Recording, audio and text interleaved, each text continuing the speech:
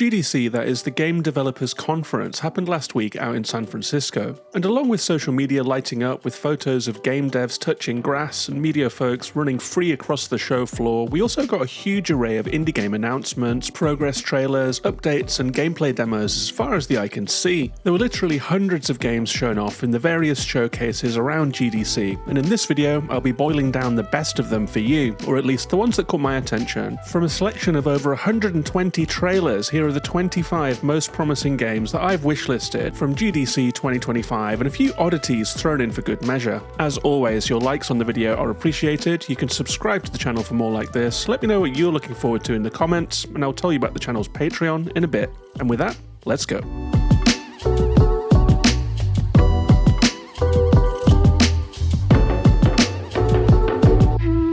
The first spring showcase I checked out at this year's GDC season was The Mix with Kinda Funny. There were over 60 indie games shown off in this showcase, and it got off with a banger, and that was Gunboat God, a slick shoot-'em-up by solo developer Jansen Rad. It has fluid, fast gameplay that's designed for stylish, satisfying maneuvers, and in this game you meet a mechanic called Yeti, who can upgrade your ship, your gunboat, and you have to battle your way through 5 biomes, each with different enemies, requiring you to use different weapons, different tactics, and various approaches that you'll have to learn. You'll have to internalize them before you face off against the area boss, who will put all of your new skills to the test. I really like the look of the art style and the gameplay in this one, and if you fancy it, the developer is going to be running some early playtests over on Steam, so go and seek it out there. You might get a chance to play it before it comes out in early 2026. That's Gunboat God. We also got a look at Yooka-Replaylee, that is a remake of Yooka-Laylee. It has entirely remade visuals, modernized controls, and remixed levels. And according to the developer monologue in this trailer, player feedback was incorporated into this redesign, so some of the infamous rough edges and the least favorite player moments are hopefully gone from this original version. If you're unfamiliar with it, it's a 3D platformer. It's a 5-world collectathon with puzzles and bosses and upgrades. It's a tribute to the golden age of 3D platformers. It has a 2025 release window, but you can wishlist it now. That's Yooka-Replaylee.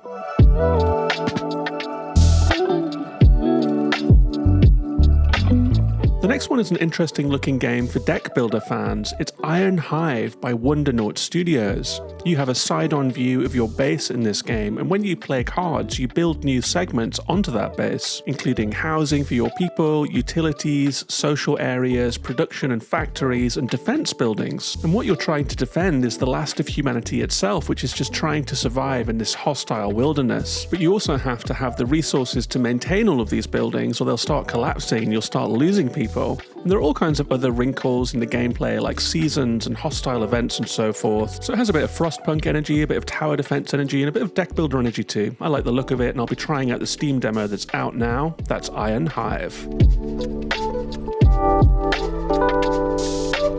If you're after something a bit more action-focused, you could do worse than checking out Burning Sword Deathsun, a stylish 3D hack and slash with some strong Devil May Cry energy. It's a samurai revenge story, and the gameplay looks really fast and furious, with poise, parrying, specials, limit breaks, deflecting arrows mid-flight, and you can air juggle your enemies before doing stylish cinematic Bayonetta-style finishes. I think you'll know from that description whether this is one for you. You will need to learn those patterns and have lightning reflexes for this one, I expect. And if that's your bag, then the good news is you won't have to wait long for it, because Burning Sword Deathsun has a Q2 release window, so check it out. This showcase was marketed as being all about indie games, but it looks like a couple of other kinds of games have sneaked in here too, because I don't think we can think of Atari as an indie publisher at this point, or ever really. But it does look like they've given some indie developers a swing at some of their IP, because Missile Command Delta is by 13AM Games and Mighty Yell. It's a reworking of the classic Atari arcade title Missile Command, but instead of just trying to defend your base by picking off incoming missiles, you're also free to explore the missile bunker. This gives you a whole separate set of problems to solve, as you'll be working through connection puzzles and things like that, presumably to keep your defenses running, to keep your shields up, to keep your power up, and to be able to fire missiles. So I guess the fantasy is that you're living in one of those tiny little blocks that we saw in the original Missile Command. I think that's a pretty cool reimagining of this game, and it'll add layers of multitasking and time pressure to the base defense gameplay of the original. Looks really interesting. It's coming soon to PS5, Steam and Switch. That's Missile Command Delta.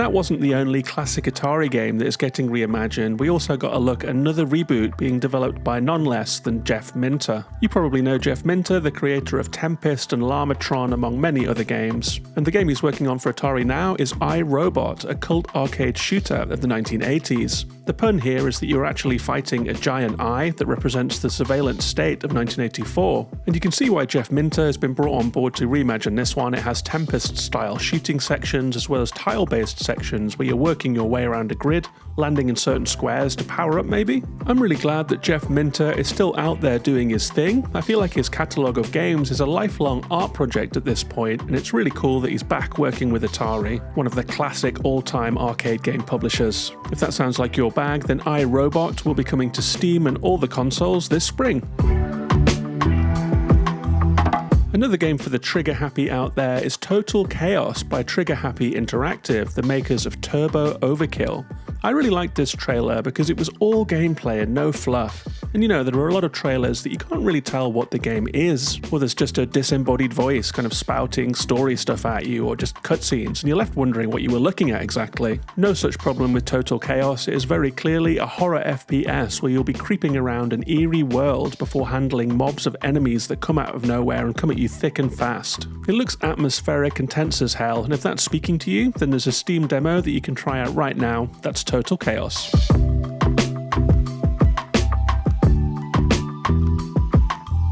A game that I've seen a lot of this year is Empyreal, a third-person action RPG that the developer says is about transcendental revelation. Don't know about you, but I'd love a bit of transcendental revelation in my life. And in this game, you create a character to join an expedition into a mysterious monolith. Along the way, you'll engage in action combat with tactical elements. I think it's some kind of hybrid between real-time and turn-based combat with parries, timed attacks, and cooldowns, maybe a little bit like what we saw in the Final Fantasy VII remakes. And as well as trying to complete companion quests, which we're promised will have different arcs, multiple endings, and fail states. I have to say, I found it a little hard to get a read on this one from what was shown, but I am curious about it. I want to know what the meat of this game is. The developer seems to have a lot of passion for RPG mechanics, so I want to check it out. It's coming to Steam, PS5, and Xbox on May the 8th. That's Empyreal.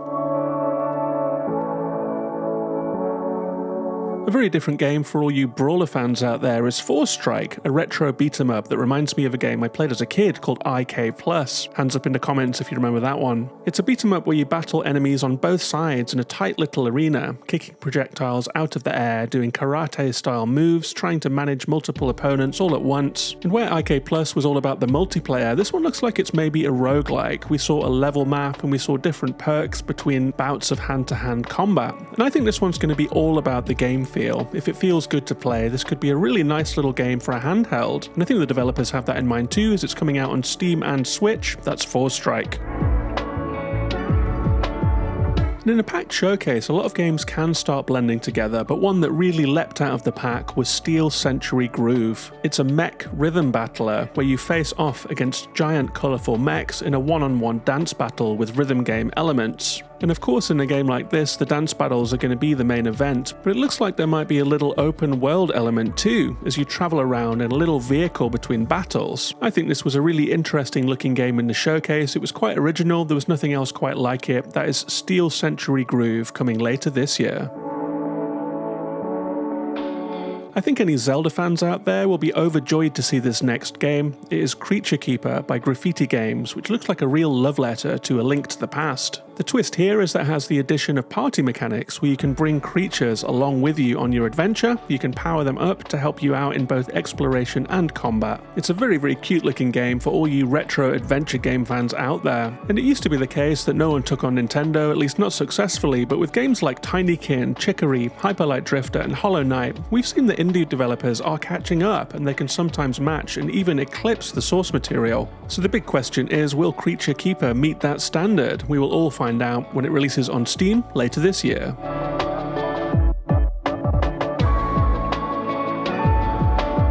Now, I'm not a huge horror game fan, but there was a horror game section in this show, and one sprang out to me in particular. It's an atmospheric top-down shooter where you're exploring an old space wreck full of bodies. There seems to have been some kind of unknown catastrophe that wiped this place out, and as our protagonist explores, we could hear their ragged breathing, which made my heart rate increase from the tension. But that was nothing compared to the sight of a church full of dead bodies all twitching back to life and mobbing our protagonist. It has a really good art style and solid presentation, and while I would have liked to see a little more gameplay, like do we get different weapons, what's the quest structure and all that kind of stuff, it really did get my attention because of that art. It's called Void Martyrs, and if it got you by the scruff of the neck as well, you can wishlist it now on Steam.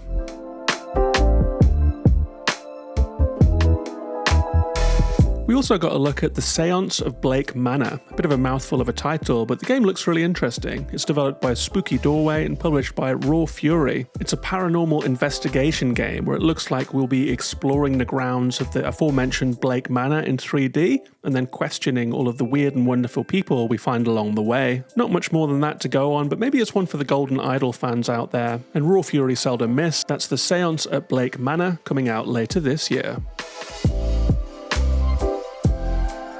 I'm a big fan of underwater games, and there was one in this horror section. It was called Cold Abyss, and you play as an underwater maintenance worker for Takebang Heavy Industries. But everything down on the ocean floor isn't as it seems, so as you're down there trying to repair machinery and stuff, there are also visions of strangely behaving sea creatures, pipes that look like they might be bleeding as you repair them, and some kind of surreal body horror stuff where your protagonist is having flashes like visions or interruptions in their thoughts or something like that. That sounds like it's going to be a lot to take with the claustrophobia of being underwater too, but I think that anyone who likes to play spooky games around Halloween should stick this one on their calendar. That's Cold Abyss, and it has a demo on Steam now.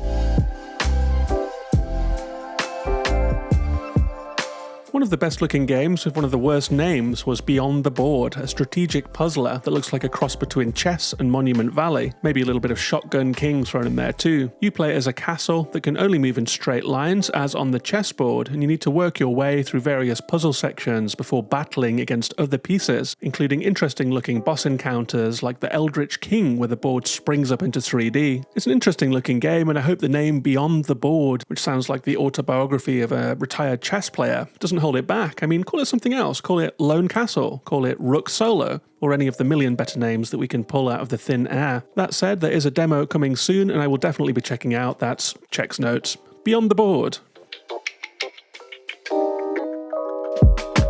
I'm just going to speed round a few more. We also got another look at The Legend of Baboo, a 3D action game with a nice folky soundtrack and a tempting looking world to explore. We got a look at Corgi's Cozy Hike, a fun looking 3D platformer where you play as a little dog that can jump between platforms, glide through the air, run up walls and that kind of thing. That looks really nice actually. And we also got a look at an interesting looking origami inspired platformer called Hirogami, where you can just transform into different papercraft animals that have different abilities, or you can just float through the breeze as a sheet of paper. But the next one that really caught my eye in this showcase was Shotgun Copman from the makers of the excellent John Wick inspired My Friend Pedro. In this one, you blast your shotgun downwards to jump while controlling a separate weapon on a different stick. So it's kind of a twin stick jumper. It looks really hard but really cool with some precision platforming and some floor is lava sections. And it looks like there's some enemy variety here that will mix things up as the game progresses. This one's coming from Devolver, so that's another +1 on its chances. I think the crazy art style helps too. This one's going to get a lot of attention. That's Shotgun Copman.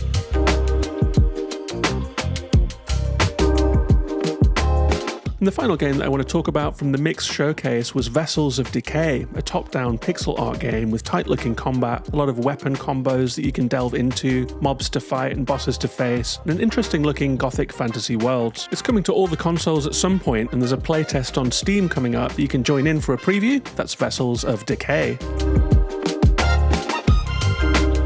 That was it for the Mix showcase, but there's lots more to come in this video, and if you're still watching now at the halfway point, you must be someone who loves discovering new indie games almost as much as I do. Well, I've got some good news for you. There is a whole community of like-minded indie game fans waiting for you out there in the Gaming in the Wild Patreon Discord. From as little as $1 a month, you can hop in, you can support this channel, you can find out about new games from other indie game fans, you also get behind-the-scenes content creation shop talk from me, you get 15 bonus podcast episodes, including special on-the-ground reporting benefiting from any showcases that I go to, and I'll be going to the London Games Festival next month, and patrons will get an exclusive behind-the-scenes look at my trip to the show floor. And as well as all of that, you get the satisfaction of knowing that you're supporting a passionate, independent, indie game content creator. All of that for $1 a month, more if you can spare it. It's patreon.com/gaminginthewild. Big thank you to my newest patrons, Nasri, David, Daniel, Lee, Noah, Brandon, Chris, and Phil, and special thanks to my boss tier patrons, Hollow and Shy Guy. And with that, let's move on to the Future Games Showcase.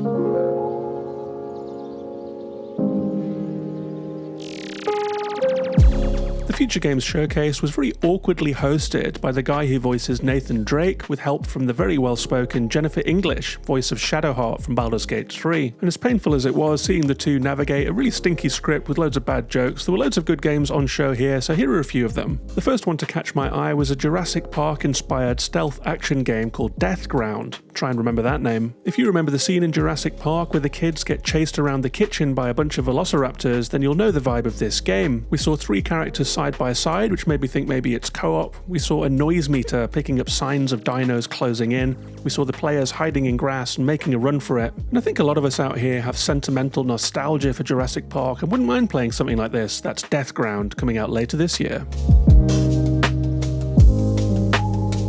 We also got a look at something a lot harder looking. It's Mandragora, Whispers of the Witch Tree, a very slick looking 2D Souls-like with some platforming, a story about a fallen realm, but focus on tight, brutal combat and challenging bosses. If you like Ender Lilies, if you like Hollow Knight, if you like Blasphemous, this could be one for you. So for all of you out there who are waiting for Silksong and followed me because of the last video I put out, check out Mandragora, Whispers of the Witch Tree. Really nice looking game. It's coming to PlayStation, Xbox Series and PC on April 17th.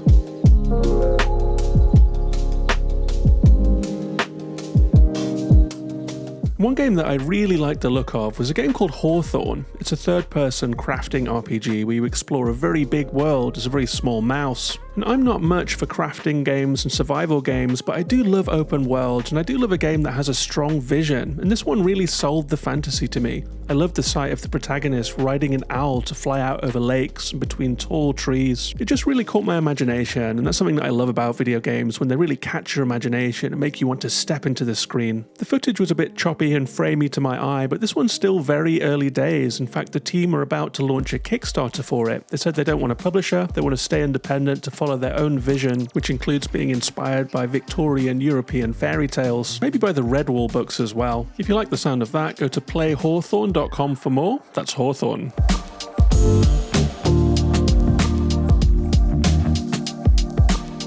There was also a very interesting looking narrative voyaging game called Will, Follow the Light. In this game, you play as a lighthouse keeper out on their own at sea who receives a message that his hometown has suffered a natural disaster and his only son has gone missing. So he sets out on a voyage to return and find out what's going on. There was some really fun traversal gameplay in this trailer. We saw a dog sled where we're going to be piloting that along. We saw a sailboat cresting giant waves. And it's described as an adventure puzzle game about a personal journey through a harsh northern latitude. And I love the look of this. I love the look of the sailing. I love the look of the dog sleds. I love the look of the world.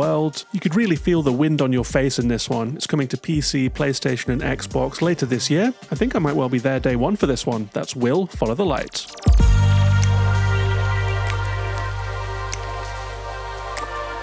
Maybe the biggest budget game on display, and certainly not indie, was FBC Firebreak, a 3-player co-op shooter set in the world of Control, where players can revisit the compelling strangeness of the oldest house. Now, I loved Control as much as the next freak, but multiplayer online co-op shooters are words that are anathema to me as a terminal single-player game fan who likes my peace and my solitude, you know? So it would take some pretty good reviews to get me out the door on this one, but let's see how it shakes out when it arrives on all the consoles later this year. That's FBC Firebreak. Another high-budget entry was Cronos: The New Dawn from Bloober Team, makers of The Medium. It looks like a Dead Space-like, with quite an interesting retro-futuristic art style. A little bit of exploration, some shooting, some surreal sci-fi storytelling, high production values and high hopes from Bloober Team. That's Cronos: The New Dawn. Only 2 more to go, and these ones are a little bit more indie actually. One of them is Mudborne, a gorgeous-looking creature collection game where you hop around a pixel world as a little frog, you discover different swamp creatures and critters, and you can then breed them into new variants with new abilities that will help you move forward in the game. This one had a really lovely soundtrack and a really fresh, nice pixel art style. It looks like just the kind of cozy game that I could spring for and play on my handheld ROG Ally, maybe like a before bed game, that kind of thing. That's Mudborne. And finally, there was an eye-catching parkour game called Steel Seed, where you're platforming, climbing, rope sliding, clinging onto giant crates that are moving through factory environments, that kind of thing. And it had a pretty gorgeous sci-fi world. There was something about the crisp art style, the nice design, and the soft light that we were seeing. We also got a little bit of a glimpse of some combat in there, so I hope that all the different areas of this game are as fully fledged as the other, because at first it looked like a parkour game, but then we saw some combat, so, you know, either way, I'm very keen to see more of it. That was Steel Seed.